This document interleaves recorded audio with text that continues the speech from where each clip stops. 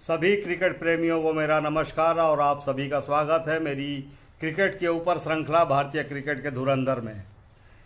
पिछले हफ्ते मित्रों हम मिले थे मिस्टर डिपेंडेबल राहुल द्रविड़ से। उनके प्रथम श्रेणी क्रिकेट और टेस्ट क्रिकेट के ऊपर चर्चा की थी और आपको ये बताया था कि कैसे उन्होंने रिकॉर्डों का एक हिमालय खड़ा कर दिया है।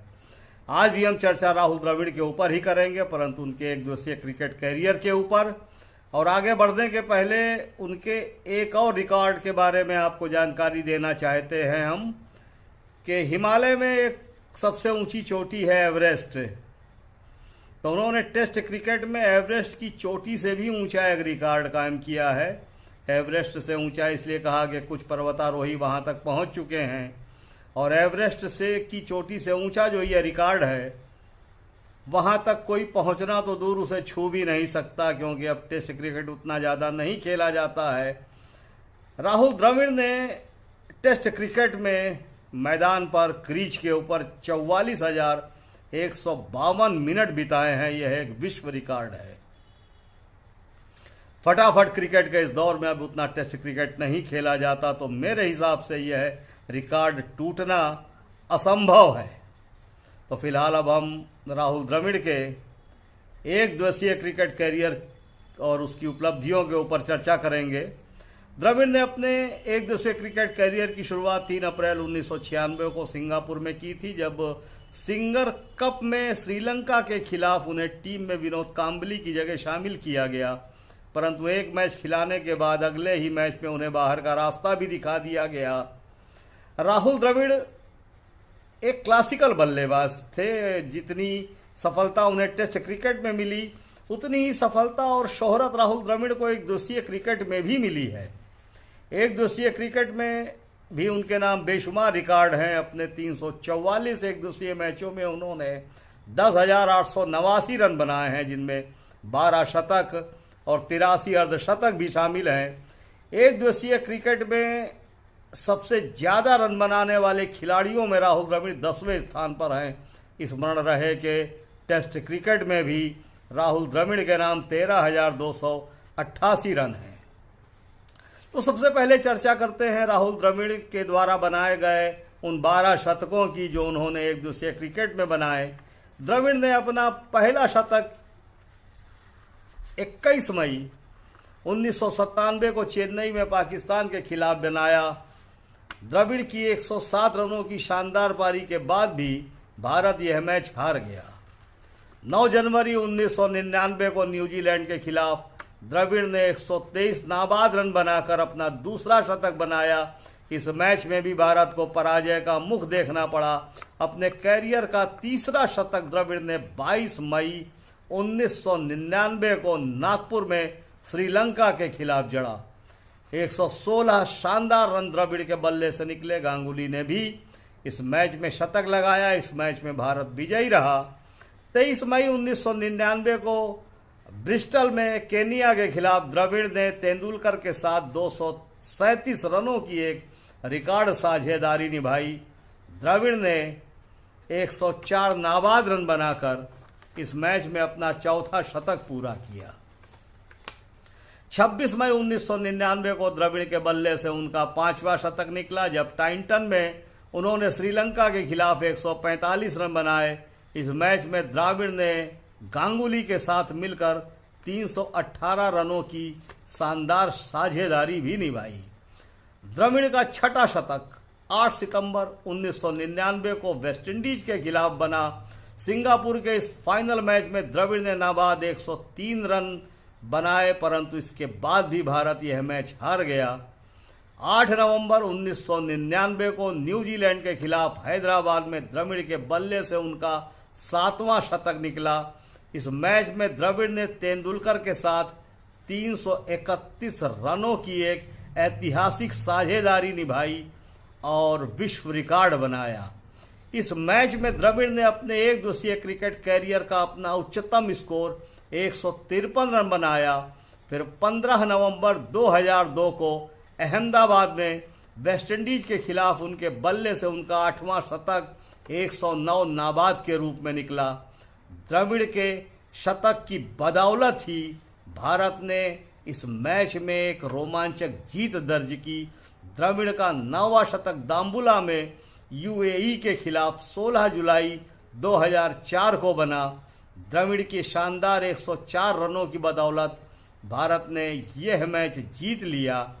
2005 को कोच्चि में पाकिस्तान के खिलाफ एक अविस्मरणीय पारी खेलते हुए द्रविड़ ने अपने 10वें शतक के रूप में शानदार 104 रन बनाए। इसमें पाकिस्तान पराजित हुआ। सहवाग ने भी इस मैच में शतकीय पारी खेली। 6 नवंबर 2005 को उन्होंने अहमदाबाद में श्रीलंका के खिलाफ अपना 11वां शतक पूरा किया। इसमें द्रविड़ ने 103 रन बनाए।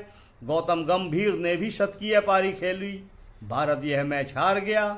राहुल ने अपना 12वां और अंतिम एक दिवसीय शतक किंगस्टन में वेस्टइंडीज के खिलाफ 105 रन 18 मई 2006 को बनाया।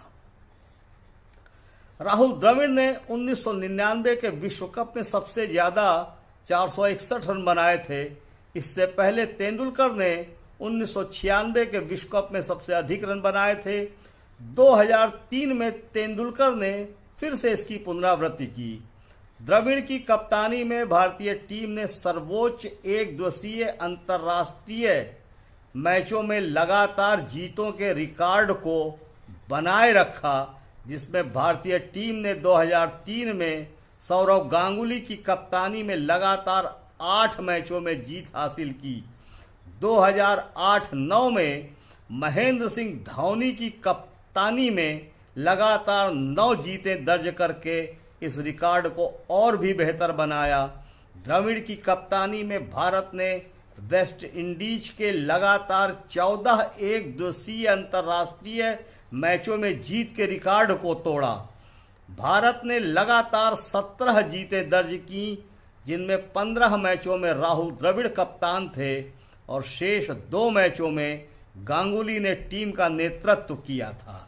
यह सिलसिला 20 मई 2006 को टूटा, जब जमाइका के सबीना पार्क में एक बहुत ही रोमांचक मुकाबले में भारत वेस्टइंडीज से मात्र 1 रन से हार गया। अपने एक दिवसीय क्रिकेट के शुरुआती दौर में द्रविड़ की तकनीक एक रक्षात्मक बल्लेबाज की थी, इसलिए उन्हें एक दिवसीय क्रिकेट से हटा दिया गया था। परंतु शीघ्र ही उन्होंने यह साबित कर दिया कि वह परिस्थितियों के हिसाब से रन बनाने में माहिर हैं। उनकी बल्लेबाजी की शैली अद्भुत थी।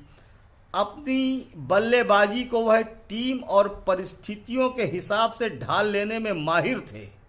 मौके पर वह विकेट पर रुकने की क्षमता भी रखते थे और जरूरत पड़ने पर वह अपने बल्ले से भीषण प्रहार करके रन भी बटोर सकते थे। हालांकि अपने कैरियर में एक दिवसीय मैचों में उन्होंने लगातार रन बनाए हैं। उन्हें आईसीसी खिलाड़ी का पुरस्कार भी प्राप्त हुआ था।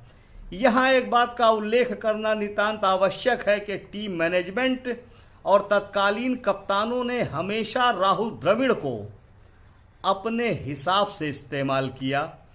उनसे कभी पारी की शुरुआत कराई गई तो कभी तीसरे नंबर पर उनसे बल्लेबाजी कराई गई। यहाँ तक कि 5वें, 6ठे और 7वें नंबर पर भी द्रविड़ को बल्लेबाजी करने के लिए भेजा गया, परंतु हर कसौटी में द्रविड़ ने खुद को साबित किया और टीम की जरूरत को समझते हुए रन भी बनाए। एक दिवसीय मैचों में राहुल द्रविड़ से विकेट कीपिंग भी कराई गई।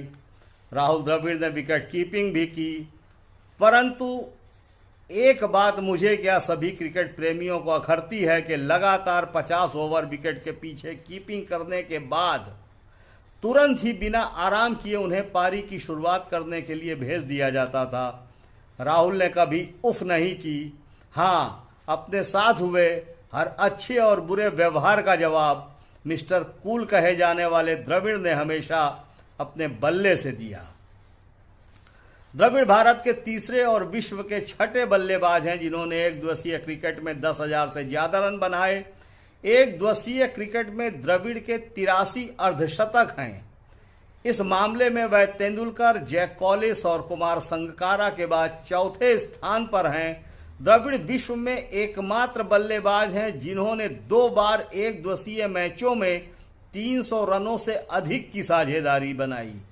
वह पहले बल्लेबाज हैं जिन्होंने 1999 के विश्व कप में श्रीलंका के खिलाफ टाइटन में 300 रनों से अधिक की साझेदारी निभाई। वह दक्षिण अफ्रीका के खिलाफ चौथे विकेट के लिए सभी 3 उच्चतम साझेदारियों में शामिल रहे हैं, जिनमें से 2 साझेदारियां उन्होंने युवराज सिंह के साथ मिलकर बनाई। एक दिवसीय क्रिकेट में द्रविड़ ने 196 कैच लब किए और 14 खिलाड़ियों को स्टंप भी आउट किया। द्रविड़ ने अपने एक दिवसीय कैरियर में 3 वर्ल्ड कप खेले, जिनमें 1999, 2003 और 2007 का वर्ल्ड कप शामिल है।